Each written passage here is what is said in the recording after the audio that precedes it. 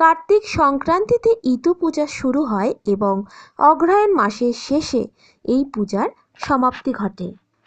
বন্ধুরা, চলো এবার আমরা মন্ত্রটি জেনে নিই।